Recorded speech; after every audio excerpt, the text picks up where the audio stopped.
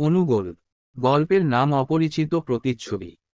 একটি গভীর রাতে রাহুল তার ঘরে একা বসে ছিল। বাইরে ঝড়ো বাতাস বইছিল আর মাঝে মাঝে বিদ্যুৎ চমকাচ্ছিল। রাহুলের মাথার মধ্যে কিছু একটা ঘুরপাক খাচ্ছিল, কিছু একটা তাকে অস্থির করে তুলছিল। সেদিন অফিস থেকে ফেরার সময় তার মনে হচ্ছিল যেন কেউ তাকে অনুসরণ করছে। সে পেছনে ফিরে তাকায় কিন্তু কাউকে দেখতে পায় না। এটা নিয়ে সে হাসাহাসি করে, ভেবে যে তার মনের ভুল হতে পারে। কিন্তু বাসায় এসে সে বুঝতে পারল বিষয়টা এত সহজ নয়। বাড়িতে ঢুকতেই তার মনে হলো ঘরের সবকিছু ঠিকঠাক নেই। টেবিলের উপর রাখা জিনিসপত্র একটু অগোছালো, দরজার হাতলটা সামান্য ঘুরে গেছে। তার মধ্যে একটা অজানা আতঙ্ক কাজ করছিল। সে টিভি চালিয়ে নিজের মনকে শান্ত করার চেষ্টা করল কিন্তু কিছুতেই মন বসাতে পারছিল না। ঘরের প্রতিটি কর্নারে যেন একটা অদ্ভুত অনুভূতি ছড়িয়ে পড়ছিল। একসময় রাহুল নিজেকে আয়নার সামনে দাঁড় করা, আয়নার দিকে তাকিয়ে হঠাৎ তার মনে হলো প্রতিচ্ছবিটা তার নয়। এই অদ্ভুত অনুভূতি তাকে আরো ভয় ধরিয়ে দিল। সে আয়নার সামনে থেকে সরে যেতে চাইল কিন্তু তার পা যেন আটকে গেল।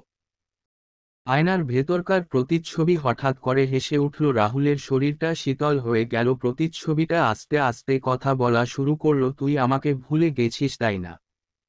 রাহুলের মুখ থেকে কোনো শব্দ বের হলো না। সেই প্রতিচ্ছবি আরও বলল, আমি তোরই অংশ, তুই আমাকে আটকে রেখেছিলি, কিন্তু আমি মুক্ত হতে চাই।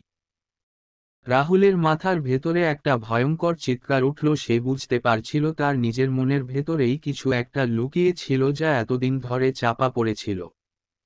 আস্তে আস্তে আয়নার প্রতিচ্ছবিটা আরও পরিষ্কার হলো আর রাহুলের সামনে দাঁড়িয়ে থাকা সেই অচেনা মানুষটি সত্যিই তার মতো দেখতে হয়ে গেল।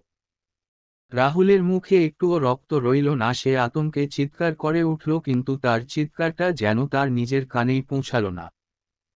আয়নার প্রতিচ্ছবিটা এখন পুরোপুরি রাহুলের সামনে এসে দাঁড়িয়েছে। তুই পালাতে পারবি না, প্রতিচ্ছবিটি বলল, আমি তো তোরই এক অংশ, তুই আমাকে কখনো এড়াতে পারবি না। রাহুলের ঘরের লাইটটা হঠাৎ বন্ধ হয়ে গেল এবং সেই মুহূর্তে সবকিছু অন্ধকার হয়ে গেল। আয়নার প্রতিচ্ছবি হঠাৎ মিলিয়ে গেল কিন্তু রাহুলের মনের ভেতরে সেই প্রতিচ্ছবির হাসি যেন অনন্তকাল ধরে বেজে চলল। চিরন্তনিকা অবশ্য লাইক, কমেন্ট, শেয়ার ও সাবস্ক্রাইব করবেন।